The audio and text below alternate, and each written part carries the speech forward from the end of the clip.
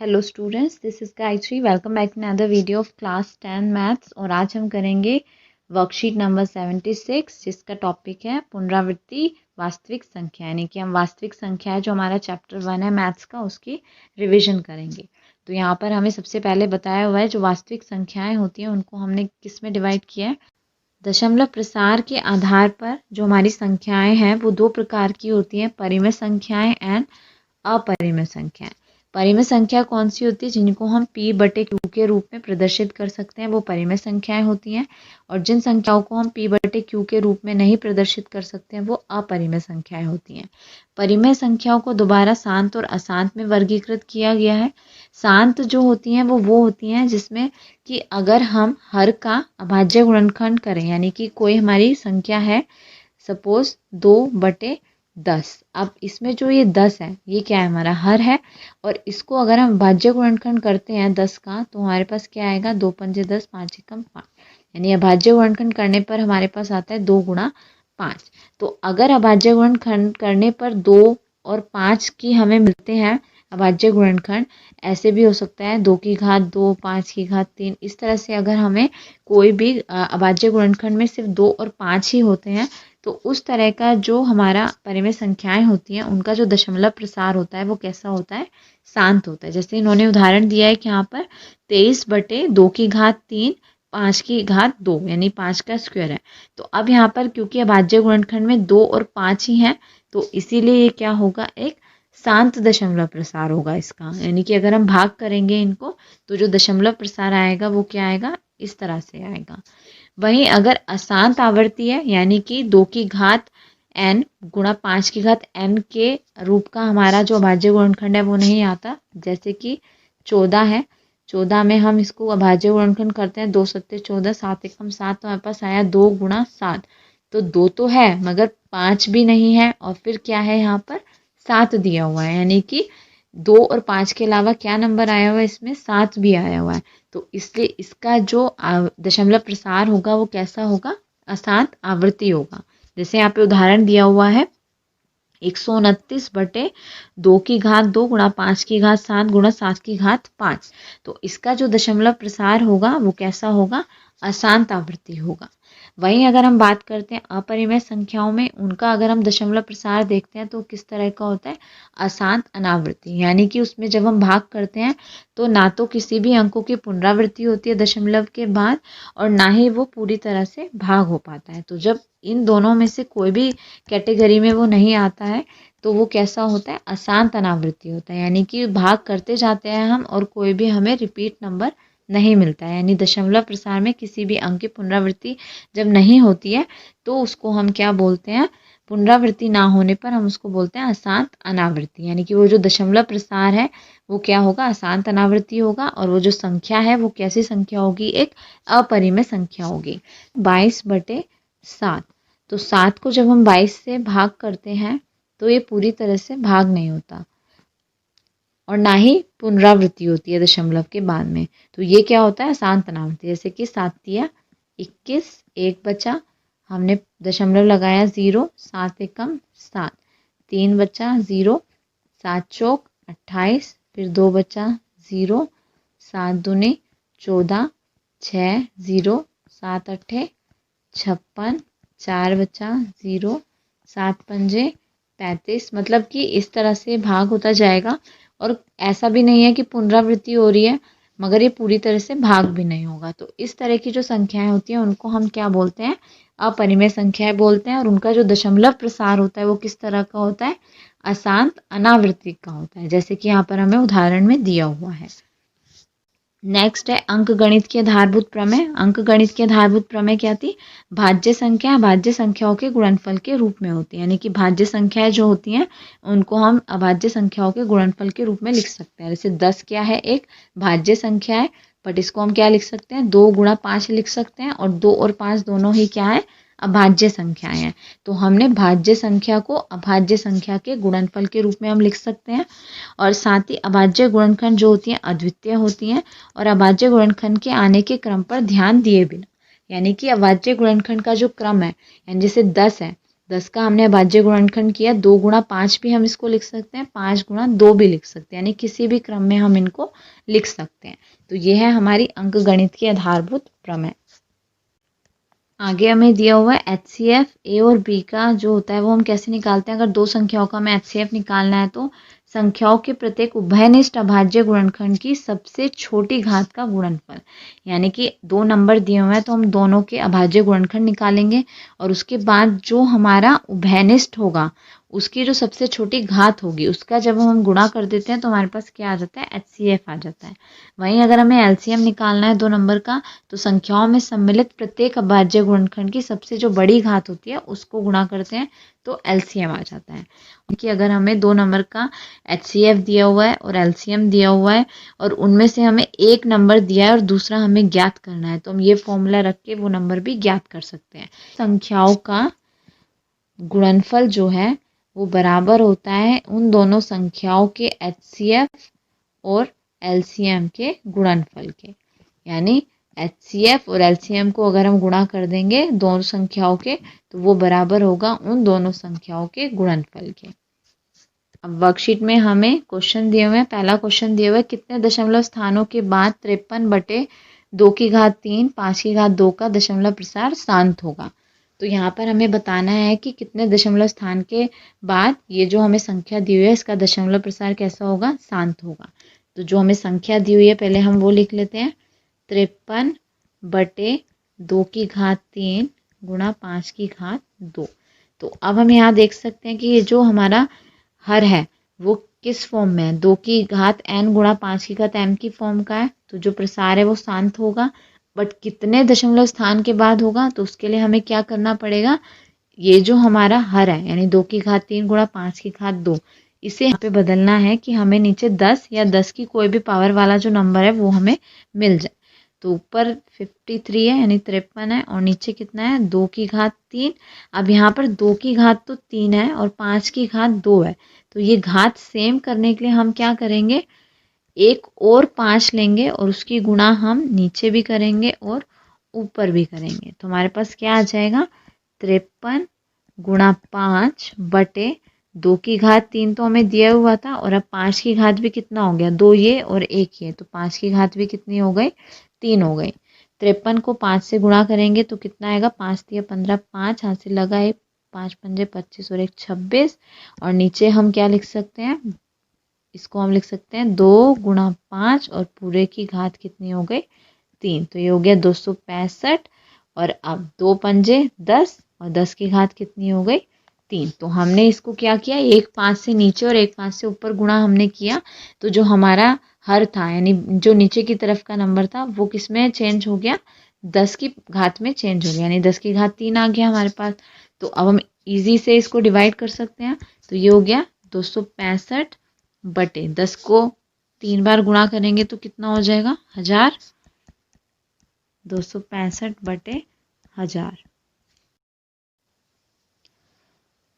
265 को 1000 से भाग करेंगे। अब क्योंकि नीचे 3 जीरो हैं तो पीछे से 3 संख्या तक हम देख के 1 2 3 स्थान तक देख के तो पॉइंट कहाँ जाएगा, यहाँ पे 0। तो यानी 265 को 1000 से भाग किया तो कितना आया, 0.265।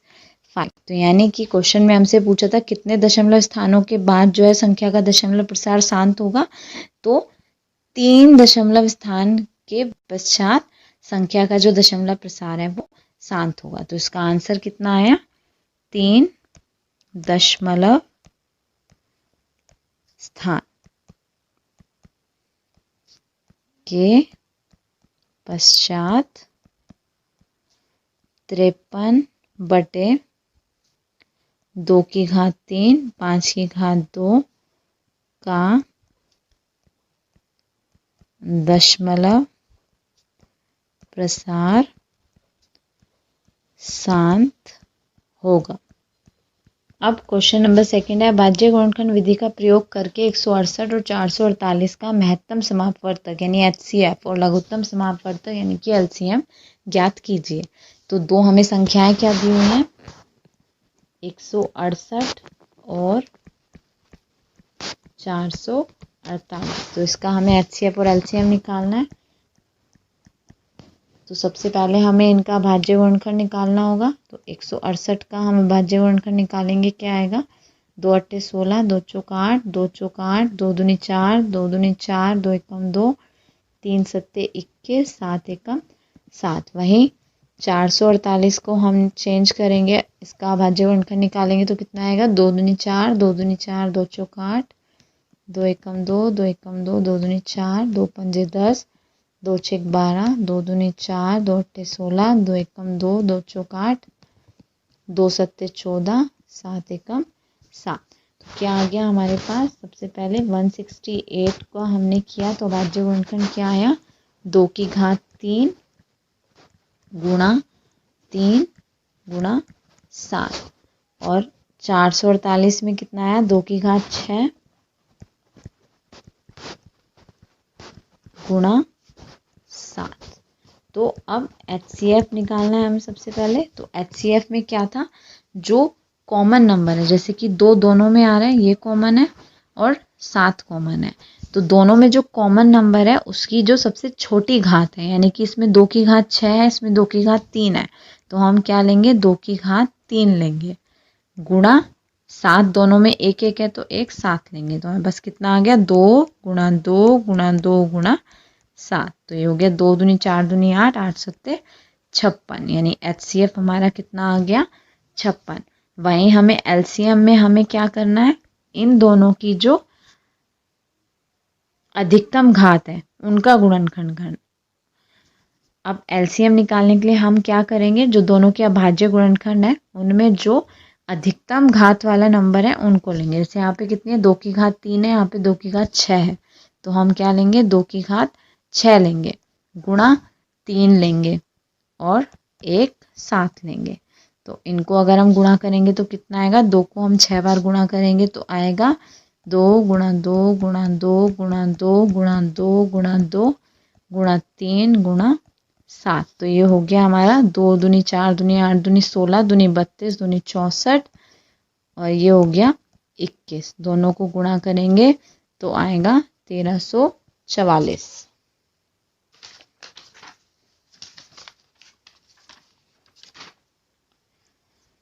तो LCM हमारा कितना आ गया? 1344 और HCF कितना आ गया? 56। नेक्स्ट क्वेश्चन है, सिद्ध कीजिए कि √2 जो है वो एक अपरिमेय संख्या है।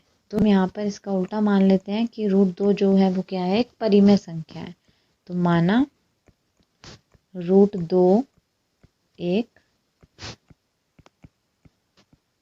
परिमेय संख्या है।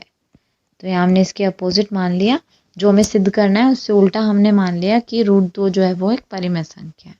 तो अब क्योंकि √2 को हमने एक परिमेय संख्या बोला है, तो परिमेय संख्या क्या होती है? जिनको हम P/Q की फॉर्म में लिख सकते हैं, यानी कि √2 है उसको हम किसके बराबर लिख सकते हैं? P/Q के बराबर लिख सकते हैं।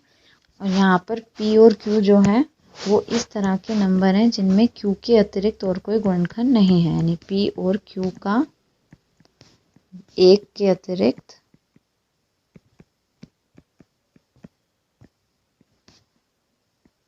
कोई और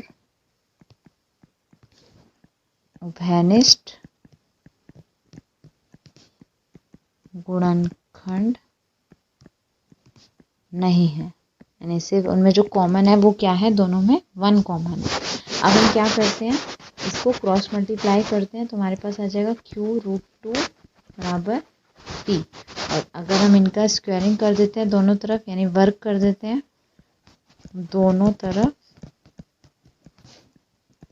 वर्ग करने पर कितना आ जाएगा? इसका भी वर्ग कर दो और इसका भी वर्ग कर दो तो आ जाएगा Q² और √2 का वर्ग करेंगे तो कितना आ जाएगा? 2Q² बराबर P²। तो अब हम यहाँ पर देख सकते हैं कि 2 जो है वो यहाँ पर गुणा में है और 2 को अगर हम इधर लाएंगे तो बटे में आ जाएगा, यानी भाग हो जाएगा। तो हम क्या लिख सकते हैं? यानी कि जो P² है, P² 2 से विभाजित होगा, यानी 2 से हम उसको भाग कर सकते हैं। और P² जो है वो 2 से विभाजित होगा, तो यानी कि P भी जो है वो भी 2 से विभाजित होगा, यानी P भी 2 से भाग कर सकते हैं हम उसको भी। तो ये तो हमारी इक्वेशन आ गई फर्स्ट। अब हम क्या करते हैं कि जो हमारा P है उसको हम मान लेते हैं 2m। तो अब हम P की जगह पर क्या रखेंगे, 2m रखेंगे, यानी कि 2q² बराबर होगा 2m के स्क्वायर के। तो ये बराबर आ गया 2q² बराबर 2 दूनी 4 m²। 2 से हम इसको भाग करेंगे तो ये कितना आ जाएगा, q² बराबर 2m²। तो अब ये जो यहाँ पर m है ये हमने क्या लिया है, कोई भी पूर्णांक है। m एक पूर्णांक है।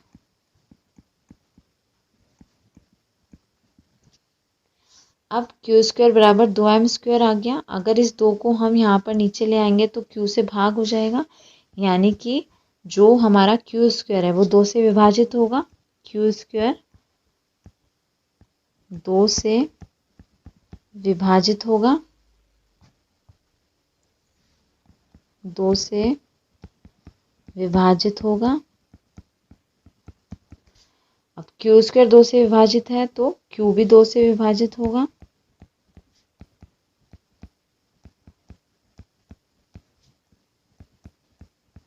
ये आ गई हमारी इक्वेशन सेकंड। ये इक्वेशन फर्स्ट है, ये सेकंड है।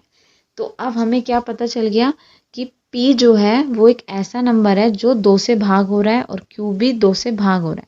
जबकि हम मान के क्या चले थे, P और Q का सिर्फ क्या है, सिर्फ एक ही गुणनखंड है 1। मगर यहाँ पर तो P और Q क्या है, 2 से भी भाग हो रहे हैं। तो यानी कि जो हम मान के चले थे कि √2 जो है वो एक परिमेय संख्या है, उसमें तो विरोधाभास आ गया। तो हम क्या लिखेंगे, P और Q के एक के अतिरिक्त 2 भी गुणनखंड है, क्योंकि वो 2 से भी भाग हो रहे हैं दोनों। तो यानी कि 1 के अलावा 2 भी उसका गुणनखंड है।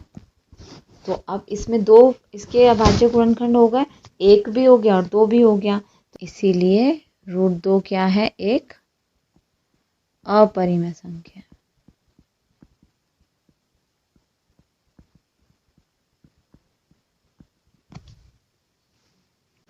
अब जो अगला क्वेश्चन है उसमें हमें क्या करना है, वास्तव में विभाजन किए बिना दी गई परिमेय संख्याओं के दशमलव प्रसार बताने हैं कि शांत होंगे कि अशांत आवृत्ति के होंगे। तो सबसे पहले हमें दिया हुआ है 17/1600। तो बिना भाग किए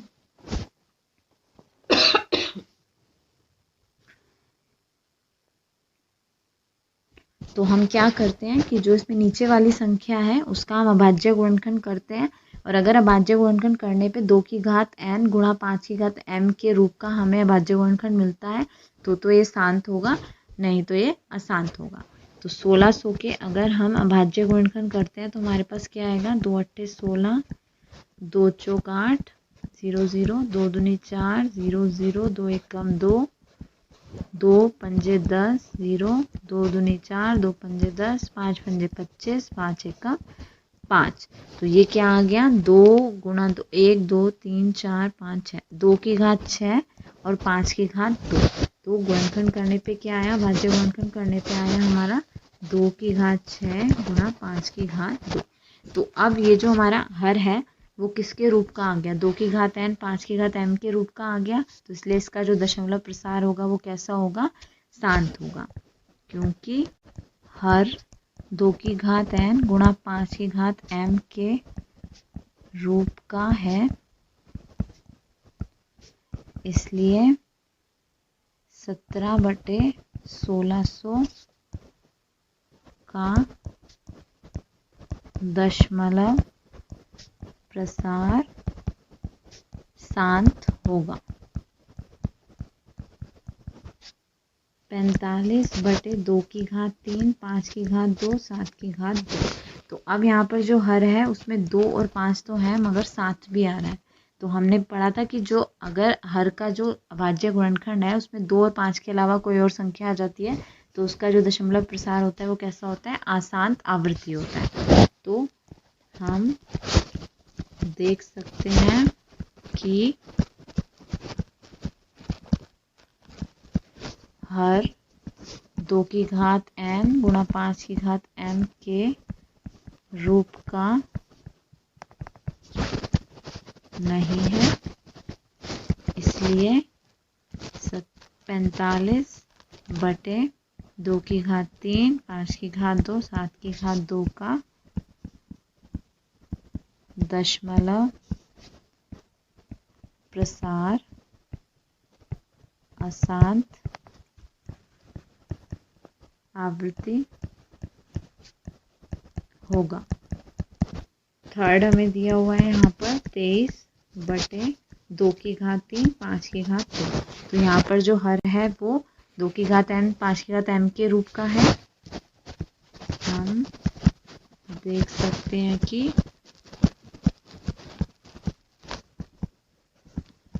हर 2 की घात 3, हर 2 की घात n गुणा 5 की घात m के रूप का है, इसलिए 23/2 की घात 3, 5 की घात 2 का दशमलव प्रसार शांत होगा।